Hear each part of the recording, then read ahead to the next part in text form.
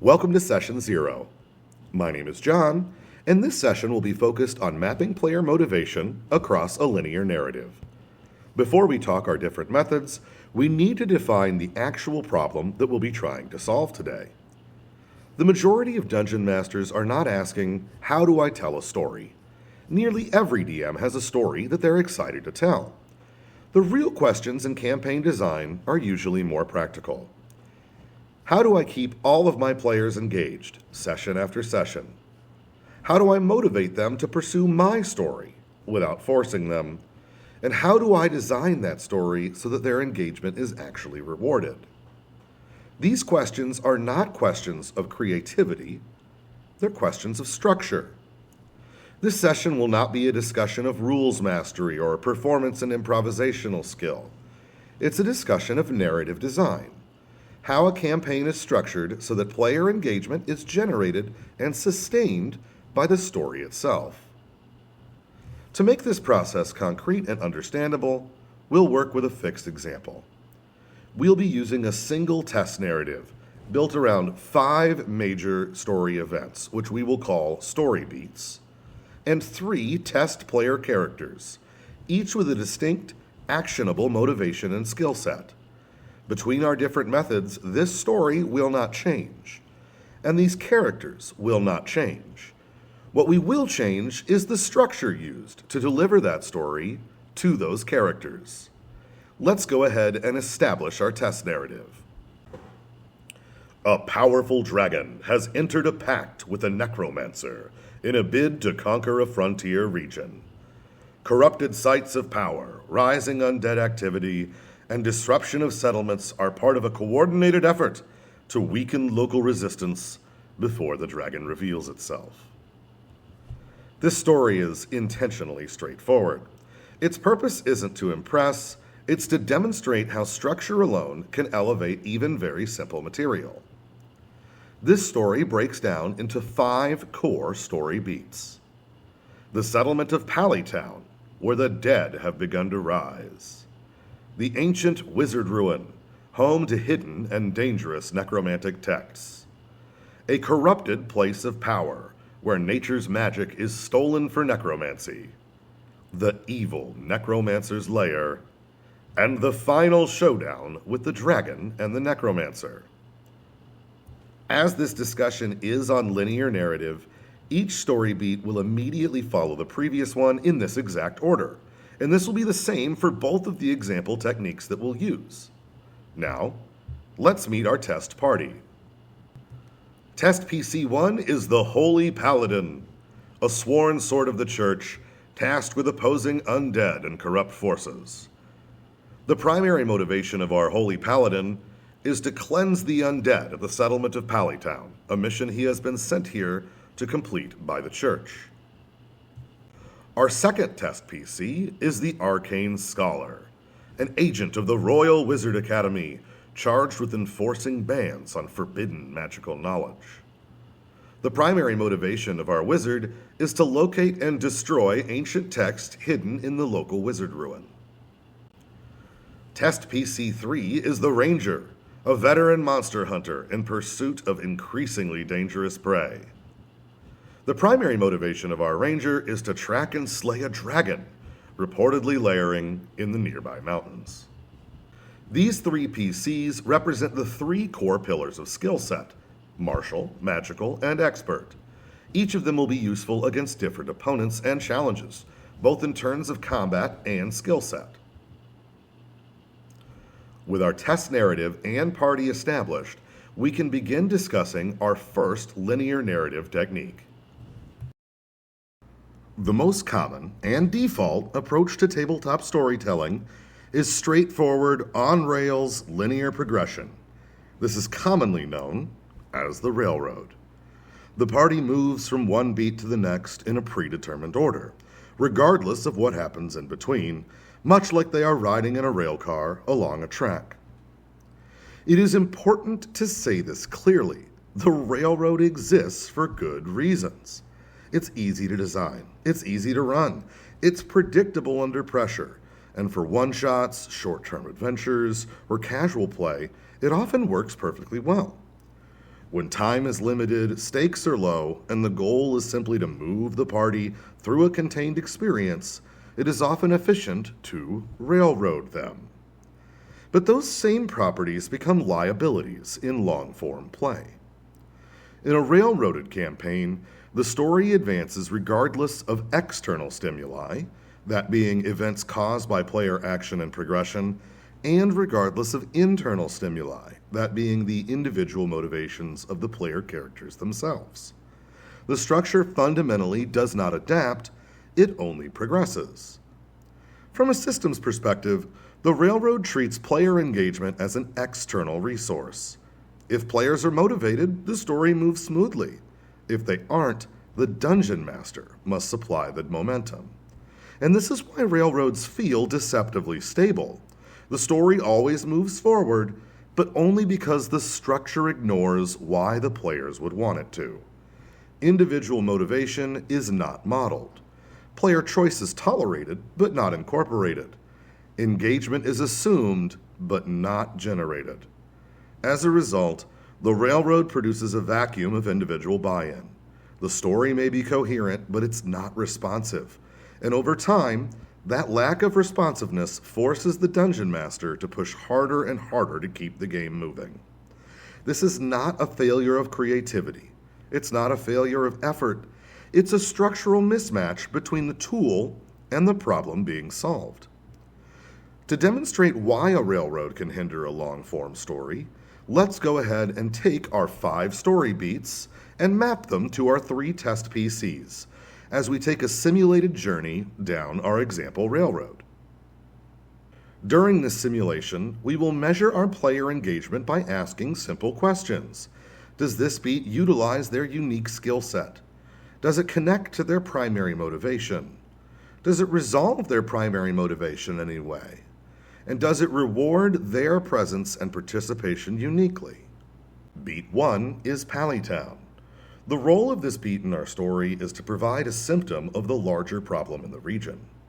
And the story does work immediately, but only for one player. The presence of undead does not necessarily mean the presence of the ancient text our wizard is sworn to destroy, or a mighty worm for our ranger to slay. Our paladin should and will want to make a beeline for Pallytown. The undead here are his primary motivation for adventuring, having been sent here directly by the church. Our wizard may think this is a path that could lead to his goals. After all, ancient necromantic texts are the kind of thing you would use to raise the dead in the first place. However, the ranger is little more than a supporting henchman here. Not only is there no sign of his primary motivation, but his skill set is effectively reduced to shoot arrow at skeleton. And as you don't need a custom-made PC to execute that, the experience feels hollow. Beat 2 of our narrative is the Wizard Ruin. The role of this beat is to provide evidence as to how the undead are being raised in the region. Upon entering Beat 2, the spotlight shifts to the Wizard PC. His primary motivation is the location and elimination of these texts. In addition, his wizard skill set is precisely what is necessary to find and destroy them. As the ruin contains undead and its contents are evil, the paladin is not against taking this course of action, but there are no innocents to protect, so this is just slaying monsters and clearing ruins for hero purposes. He's already solved the problem the church sent him here to solve, so it engages him minimally as a result. Again, the ranger's prey is absent, and their skill set application is little more than another action to attack enemies with. This PC is once again essentially a henchman, not an active participant.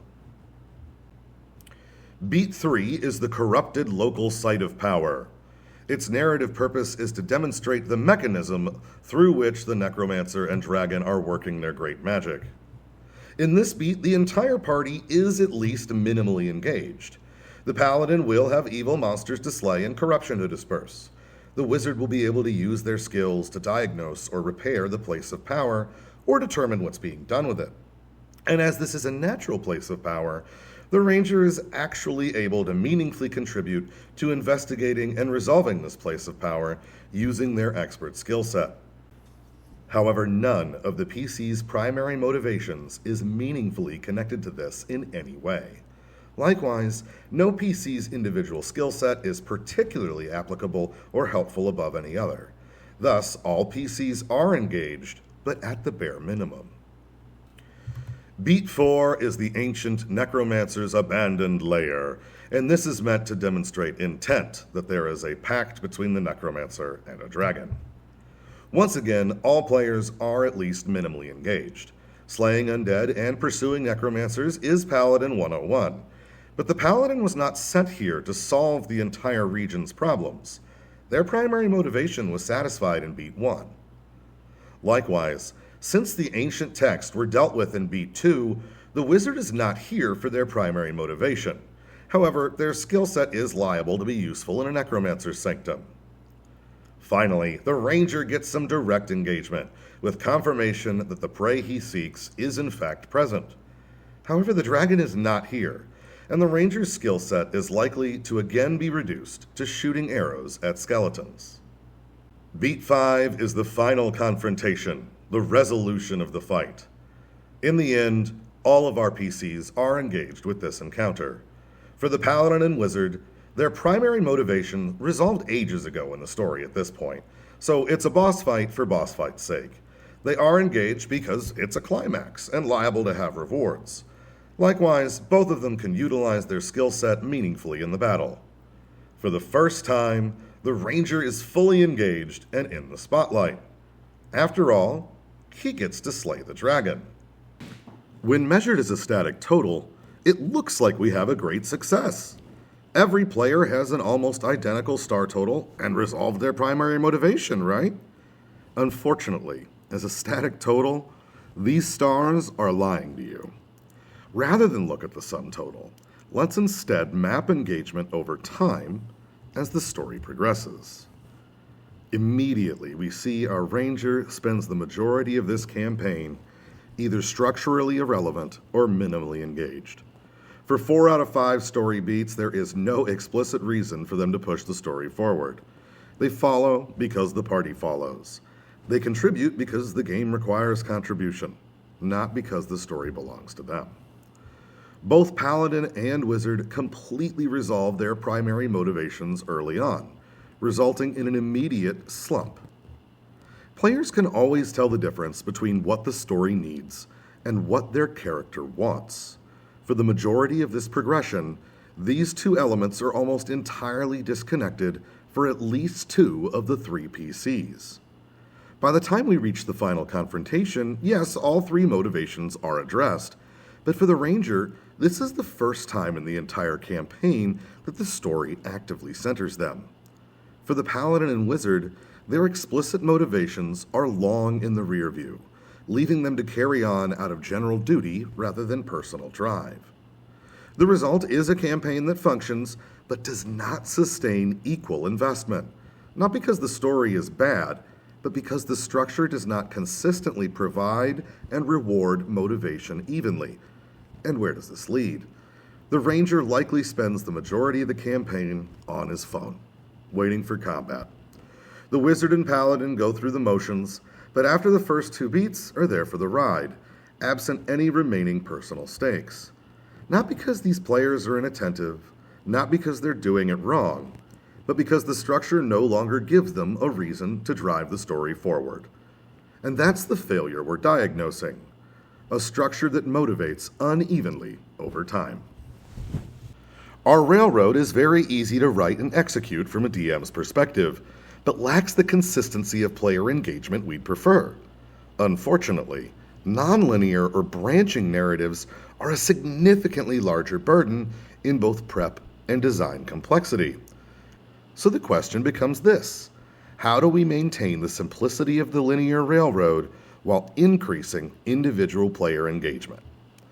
The answer is not a full rewrite, or a rewrite at all. Instead, we'll modify the story that existed before the players joined with tailored additions targeted at these specific players. We introduce motivation-specific content, items, NPCs, clues, or encounter details that explicitly connect each player character to as many story elements as possible. The railroad remains intact. The path does not branch. Our goal No character is waiting for their turn. No beat exists purely because it's next. We call this structure a motivation tree, a linear narrative spine with deliberate motivational branches anchored to player backstories, ensuring that every step forward is justified for someone at the table. These changes are additive modifications and clarifications. They allow us to apply motivation tree techniques to published modules and even actively running adventures without needing to retcon or fundamentally alter our story. The motivation tree is far easier to execute than branching nonlinear narrative, but is still a significant increase in DM cognitive load.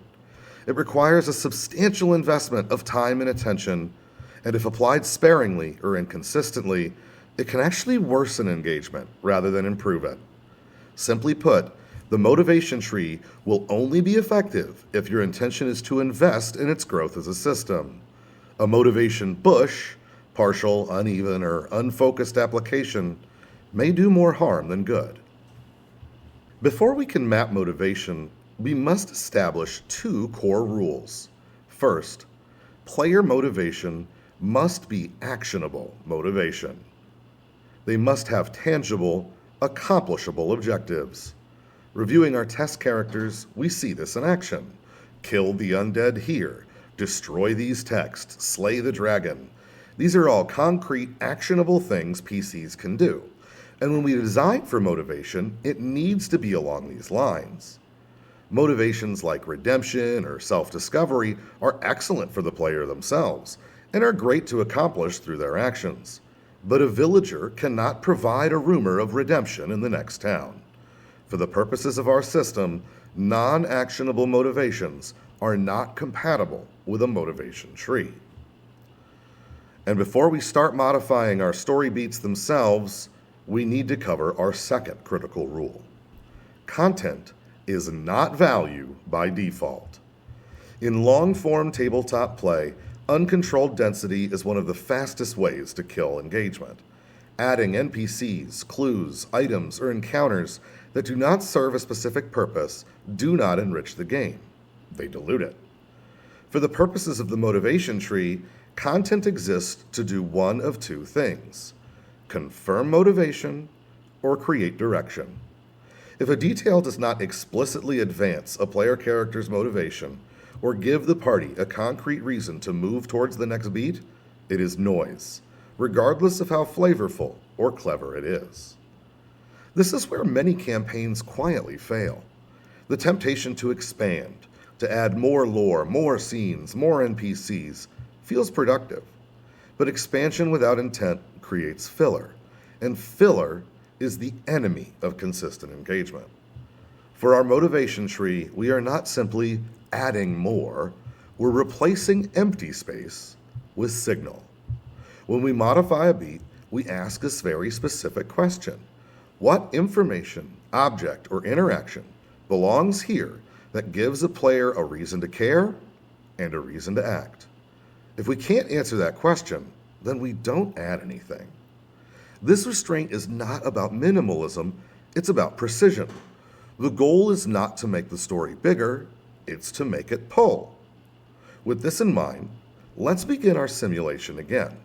In this instance, however, we will be modifying each beat to include our internal stimuli in the form of player motivation.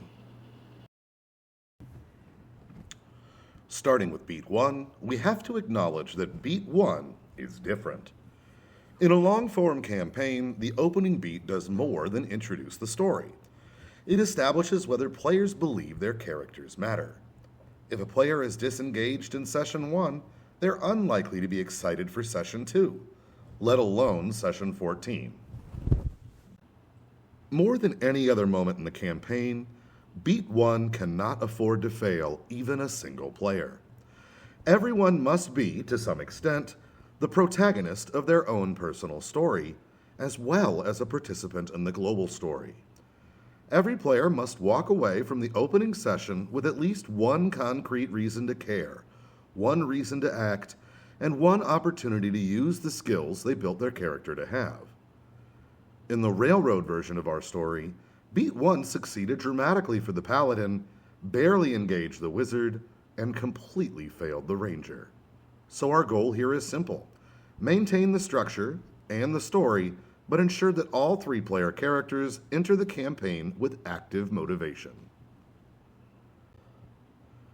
To that end, for Story Beat 1, we make the following modifications. We add a blacksmith NPC, who has just finished a dragon-scale shield. We add Tale of Adventurers who face the beast at the place of power, and got away with little more than their lives and the one large scale. We also modify the undead of Pallytown aesthetically by having a sigil from the ancient text burned into their bones. This beat's new elevated role is that of confirmation. All of our PC's goals are in fact present. The Paladin remains fully engaged. Undead are rising, innocents are threatened, and immediate action was required. He was sent here to slay them specifically. That is unchanged. The Wizard is no longer speculating. They can identify the sigil carved into the undead using their unique skills and recognize it as evidence of the banned text already being used. This is now not a rumor, it's confirmation. Their mission is active, not a theory. The Ranger does not merely hear of a dragon. Through the dragon scale shield, its age, its distinctive traits, the Ranger can deduce that the worm involved is the specific quarry they have been pursuing, and even get a potential location for it. Their expertise matters here. Their skills produce the conclusion, and that conclusion gives them a reason to push forward immediately. All 3 players now leave Beat 1 with a clear motivation, a reason to act, and a moment where their character's abilities meaningfully shape the story. Again, our structure hasn't changed, and the story has not changed. But we're no longer starting off our campaign by asking someone to wait. For Beat 2, we make the following changes.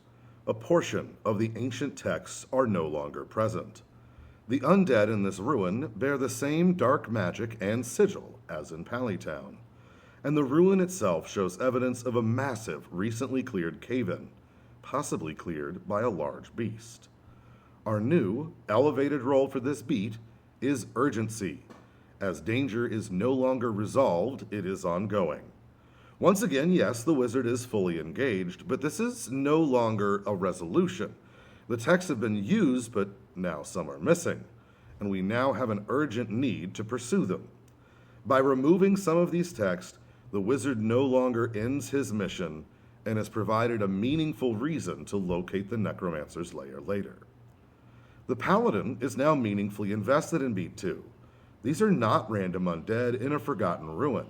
They are the same enemy faced in Pallytown, extending the same threat. So what he thought was a finished mission is in fact ongoing. His goal is no longer localized. It has a clear source and trajectory. The Ranger contributes through expertise. The manner in which the ruin was breached suggests a creature of immense size and strength was involved. His goals may not yet be central, but they are no longer disconnected entirely, and he can actually participate meaningfully. Once again, the story hasn't changed and the order of events is identical, but now, Beat 2 is something the entire party can at least contribute to and provides connective tissue to further beats without fully resolving anyone's storyline. For Beat 3, we make the following changes. We add evidence of the other adventurers' clash with the dragon. We add undead enemies with the same sigils linked to the place of power. And we highlight the fact that the dragon did not harm these undead. We also modify the corrupted place of power to be because of the ritual used from the ancient texts. Our new elevated system role is correlation. In this beat, we can now see how each of the individual players' stories intersect and relate. For the Ranger, this beat is now non-negotiable. The signs of combat, the terrain damage, and the behavior of the undead allow them to apply their full skill set: tracking, combat analysis, and monster profiling. From this sight alone, they could infer the dragon's age, strength, fighting style, whether it's wounded. This is a monster hunter's jackpot. It may not resolve his story, but it puts the spotlight firmly on it and his unique abilities. For the Wizard, This is no longer a random corrupted location. The site itself was corrupted using the ancient texts, and the ritual traces point directly towards the location of the remaining volumes. This beat advances their mission and provides concrete direction forward. Likewise, once again, their unique skill set is helpful in resolving the well's corruption as well. For the Paladin, the threat remains consistent and unresolved. Undead are still active, still empowered, and still part of a unified enemy force. The Paladin's calling continues, not as cleanup, but as an ongoing war. By the end of this beat, every character has used their specialization, every motivation has advanced, and the party now shares a bundled reason to move forward by potentially discovering the Dragon's collaboration.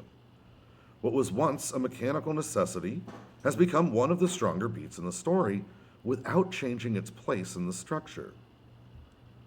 For Beat 4, we modify our existing undead once more to contain our sigils. We add environmental challenges to find and safely approach the lair, and we add all but one critical page of the ancient text to be found. Due to its new elevated role, convergence, this beat no longer belongs to any one character. It belongs to the party. Each player sees their objective reflected. The Paladin sees the source of the corruption. The Wizard confirms the scope of the threat and why it cannot be left unfinished. And the Ranger recognizes the hand of his prey, even without a direct confrontation. All three characters likewise meaningfully apply their individual skill set. Beat 4 turns three parallel motivations into a single vector, not by removing individuality, but by aligning intent. Our last adjustment, we put the final page of the ancient texts in the Necromancer's possession. This is no longer a generic final boss. It is closure for three distinct arcs. The Paladin destroys the true source of the corruption that began in Pallytown. The Wizard recovers the final page from a dangerous usurper, preventing further abuse of forbidden knowledge. And the Ranger slays the dragon he's been hunting since the very beginning. No one is present out of obligation, no one is carried by the party, no one is waiting for their moment, and the story ends because every motivation that started it has been satisfied, not because this is the final chapter. Once again, taking the star totals as a lump sum, it appears we have a roughly equal distribution. Everyone has similar totals and has resolved their primary motivation. It is apparent right away that these totals are far higher than those achieved with the railroad. But the extremity of the difference is even more pronounced when, once again, we map engagement over time. This chart averages player engagement over time for both of our different methods. We can immediately see three concrete benefits to the application of our motivation tree. We've raised the floor of the player experience as a group. The lowest level of engagement for the motivation tree model matches the highest level in the railroad model, showing a far more consistent floor for the group. We've likewise raised the ceiling of the player experience, with consistently higher engagement on every single beat and group engagement far exceeding any beats in the railroad model. We've lastly eliminated filler gaps in our story where the party as a whole is uninvested. In the motivation tree model, every player is engaged earlier, more consistently, and with fewer gaps. In our established example, the disparity is quite extreme. Taken as an average of the party experience, the motivation tree provides a significantly more satisfying narrative experience. When we break this progression down per PC, we see it not only benefits the group as a whole, but each individual player. The experience is universally more rewarding at every beat of the story for every participant. No character ever drops to zero engagement. No character is forced to wait multiple beats before they matter, and critically, no character resolves their core motivation so early that the rest of the campaign becomes obligation rather than pursuit. The Ranger is no longer structurally sidelined for most of the campaign. The Wizard no longer peaks once and then drifts. The Paladin no longer burns his entire personal arc in the opening act. Each character's motivation is introduced early, prevented from prematurely resolving, and paid off over time. Even characters with a declining level of engagement do so far more gradually. Most importantly, the story no longer feels like something the party is being moved through. It feels like something they are actively pursuing together.